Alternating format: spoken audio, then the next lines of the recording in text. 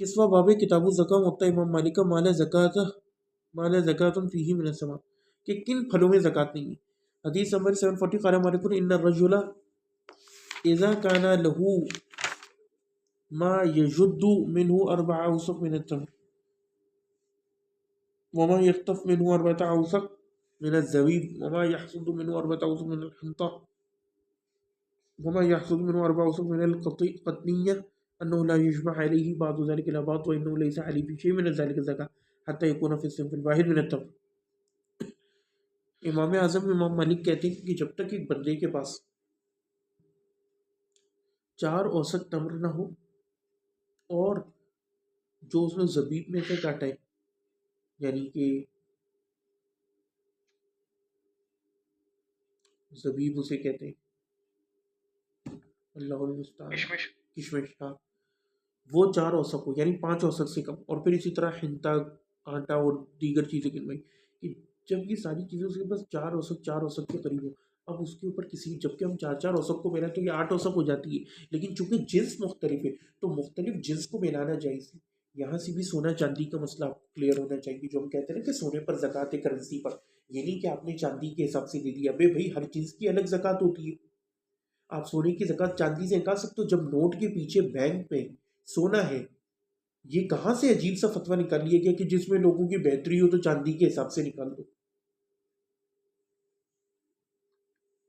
बिल्कुल इसी तरह तो इमाम मालिक कहते हैं कि फिर उसके ऊपर किसी भी चीज़ में ज़कात नहीं, इल्ला ये कि वो 5 औसक या उससे ज़्यादा एक ही जिन्स में हो, फी सिन्फिन वाहिद मिन अत-तम्र औ फी ज़बीब औ फिल हिंता औ फिल क़तरिय्या मा यबलुग अस्सिन्फ़ुल वाहिद मिन्हु खम्सत औसक बिसाअ नबी सल्लल्लाहु अलैहि वसल्लम कमा क़ाला रसूलुल्लाह सल्लल्लाहु अलैहि वसल्लम लैसा फ़ीमा दूना खम्सा औसक मिन अत-तम्र सदक़ा।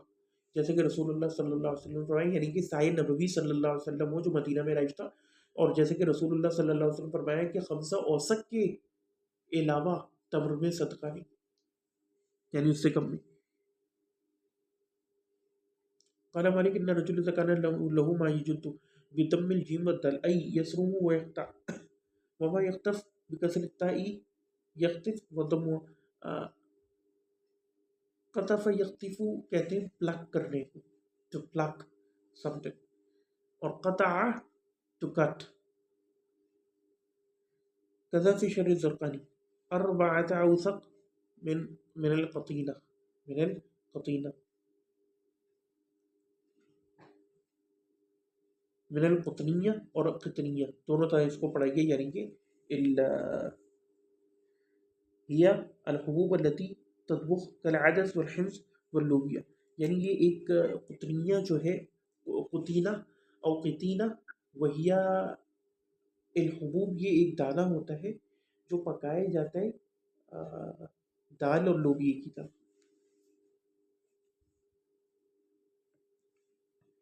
मुआविया, आप तर्जुमा चेक करते जा रहे हो ना? इसको जो है जमा नहीं किया जाएगा।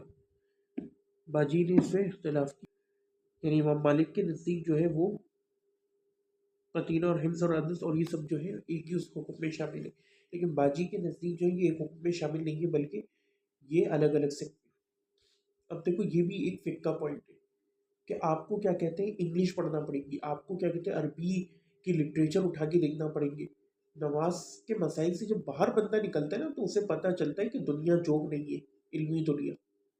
आपको देखना पड़ेगा कि किन आलिमों ने, किन उलमा ने इसको सिन्फ़े वाहिद में रखा है। तुज्जार क्या कहते हैं, फार्मर्स क्या कहते हैं, क्या वो इसको एक ही उसमें शुमार करते हैं या नहीं, उमूम लोगों में क्या चीज़ राइज है, इमाम मालिक की क्या दिल्ला है, बाजी की शर्त देखेंगे, ज़ुरक़ानी की देखेंगे, हज़ारों, मालिकिया का किस मामले में क्या मतलब, फिर चारों उलमा, चारों मज़ाहिब का क्या करें, तब जाके आप किसी राय पर पहुँचेंगे। या तो आप जाहिलों की तरह बोल दो कि एक लाइन पढ़ के कि भाई ये फैसला है, लेकिन ना जो बंदा इनकी गहराई को समझता हो और सीरियस हो, दीन के इल्म के साथ सीरियस हो, ये शर्तें, तो फिर वो समझ जाएगा कि ये मामला जो है ना, इसमें आपने हाथ डाला तो गया आपका हाथ, सारा जोक। अच्छा, ऊपर की 2 रिवायतों की ना मैं थोड़ी सी सिर्फ तेज़ी से क़रात करूँगा क्योंकि वो रिकॉर्डिंग में नहीं आ पाई है। इमाम मालिक ने फरमाया वो इनका फ़ी सिन्फ़िन वाहिद, कि अगर ये सिन्फ़ वाहिद में से हो, यानी ये तब मुख्तलिफ़ किस्म के खजूरों आगे पीछे नामों के साथ, और ये 5 बस तक पहुँचे, تو اس میں زکات ہے، اور اگر 5 اوسق تک نہ پہنچے تو اس میں زکات نہیں۔ اور امام مالک فرمائے اس کی تفسیر یہ کہ ایک بندہ جو تمر 5 اوسق لے، ہاں اس کے نام اور الوان مختلف ہو رہا، پہلو اجماع بات تو وہ بعض کو بعض سے جمع کرے گا، صبح اس میں زکات اور پھر اس میں زکات لے گا، نکالے گا، فَإِلَّمْ يُبْلَغْ ذَلِكَ فَلَا زَكَاةَ فِيهِ، اور اگر یہ 5 اوسق تک نہ پہنچے تو اس میں زکات نہیں۔ اسی طرح امام مالک نے حنطہ کے بارے میں فرمایا کہ شعیر ہو، سلط ہو، جو ہو، یہ سب بھی ایک ہی صنف میں شمار ہوں گے۔ تو اگر ایک بندہ کاٹے حنطہ، شعیر وغیرہ 1 اوسق 2 اوسق اور سب ملا جلا کے 5 اوسق تک پہنچے تو اس میں زکات ہے، اگر نہ پہنچے تو اس میں زکات نہیں۔ اور اسی طرح زبیب کے بارے میں فرمایا کشمش لال ہو کالی ہو، کہ اگر بندہ کاٹے اور اس کو ٹوٹل ملا جلا کے 5 اوسق تک پہنچ جائے تو اس میں زکات ورنہ نہیں، کیونکہ یہ سب کلرز مختلف ہونے سے اس کی جنس تبدیل نہیں ہوتی، ایک ہی صنف میں شمار ہوتی ہے۔ ہاں قطنیہ کے بارے میں اختلاف ہے، امام مالک یہ کہتے تھے کہ یہ ایک ہی لوبیا، عدس، حمص، جلبان، جلبان وغیرہ، لیکن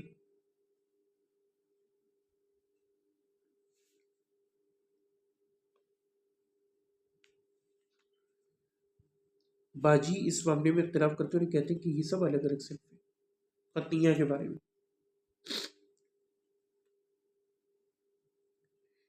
قال مالک، اور امام مالک نے فرمایا وقت فرق عمر بن الخطاب بین القطنیہ والحنطہ فیما اخذ من النبت، کہ جو نبت میں سے لی جائے۔ معاویہ صلی اللہ نبت کا ترجمہ دیکھنا کیا ہے کہ عمر بن الخطاب نے فرق کیا قطنیہ اور حنطہ میں، جو نبت میں سے لی جائے، ورآ ان القطنیہ کلها صنف واحد، اور وہ یہ سمجھتے تھے کہ قطنیہ یہ سب صنف واحد، فاخذ منها العشر، تو وہ اس میں سے عشر لیتے، واخذ من الحنطہ والزبیب نصف العشر، اور حنطہ اور زبیب میں سے نصف عشر لیتے تھے۔ کیونکہ اوبیسلی حنطہ جو ہے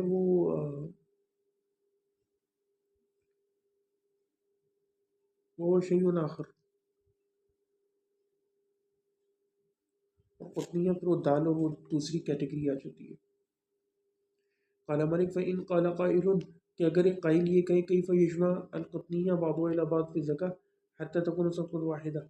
کہ قطنیوں کو کیسے بعض کو بعض کی طرف جمع کیا جائے زکوٰۃ میں، یہاں تک کہ ان کا صدقہ ایک ہو جائے۔ والرجل یأخذ من اثنین بواحد یدا بیدا، جبکہ بندہ اس میں سے 2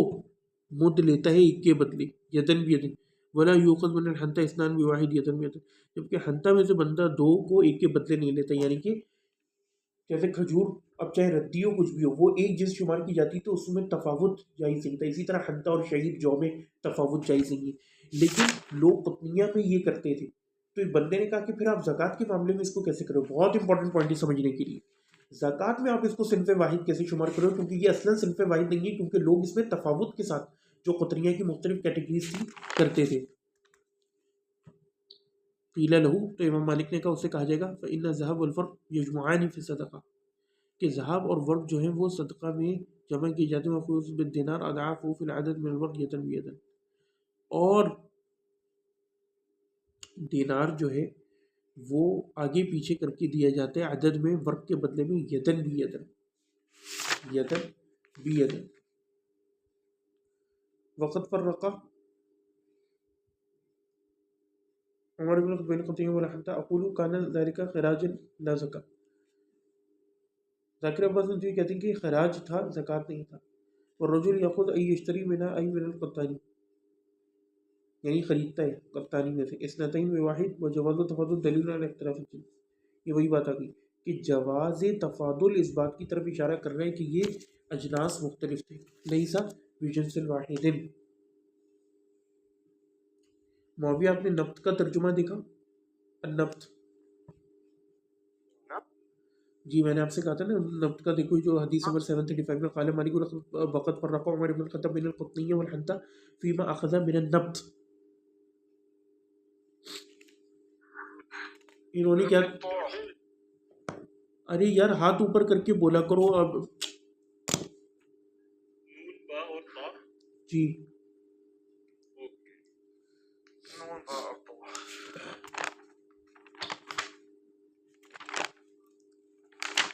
کہانی والے فرماتے ہیں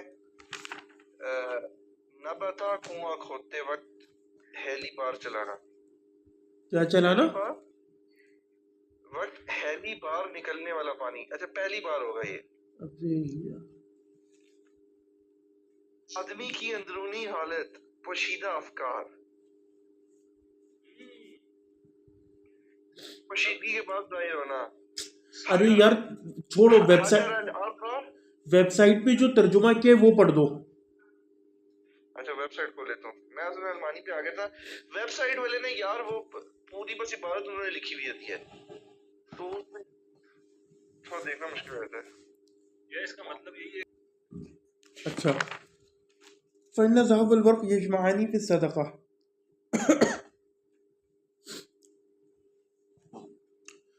وہ کہتے ہیں کہ امام مالک نے جو فرمایا کہ ذهب اور ورق جو ہیں یہ جمع ہوتے ہیں صدقہ میں، وقت یؤخذ بالدینار ضعفا فی العدل وليس جواز التفاضل في البيع دلیلا على الدم في الزکاة. وہ کہتے ہیں کہ تفاضل کا جواز جو ہے وہ زکوٰۃ میں دونوں کو مدم کر دینا، ایک کر دینے کی طرف دلیل نہیں ہے. علم ان المشہور من مذہب مالک ان الورق یجمع علی الذهب في الزکاة. وہ کہتے ہیں بات جان لیجئے کہ امام مالک کے مذہب میں چاندی کو سونے کے ساتھ ملا کے زکوٰۃ دینا جائز ہے. وَهِيَ فِي الْبُيُوعِ صِنْفَانِ يَجُوزُ التَّفَاضُلُ فِيهَا. لیکن بیوع کے معاملے میں وہ اس کو دو صنفوں کی طرح ٹریٹ کرتے ہیں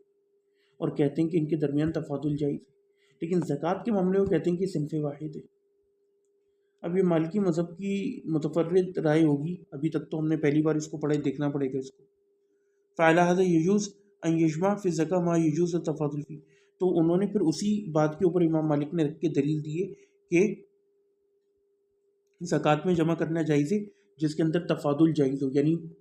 بے شک وہ الگ صنفیں ہوں بیوع کے معاملے میں. وَأَمَّا مَا يُحْرَمُ التَّفَاضُلُ فِيهِ، البتہ جو لوگ اس کے اندر تفاضل کو منع کرتے ہیں فَيَجِبْ أَن يَجْمَعَ فِي الزَّكَاةِ، تو ان کے اوپر واجب ہے کہ اس کو زکوٰۃ میں جمع کریں کیونکہ وہ پھر اس کو صنف واحد کے طور پر ٹریٹ کر رہے ہیں. اقول وقت تفرد بھی مالک و سیاتی بیان ذلك في کتاب البیوع. وہ کہتے ہیں کہ امام مالک نے اس معاملے میں تفرد کیا ہے، میں کہتا ہوں، اور اس کا بیان جو ہے کتاب البیوع میں آگے آئے گا. وآخر دعوانا الحمد للہ رب العالمین.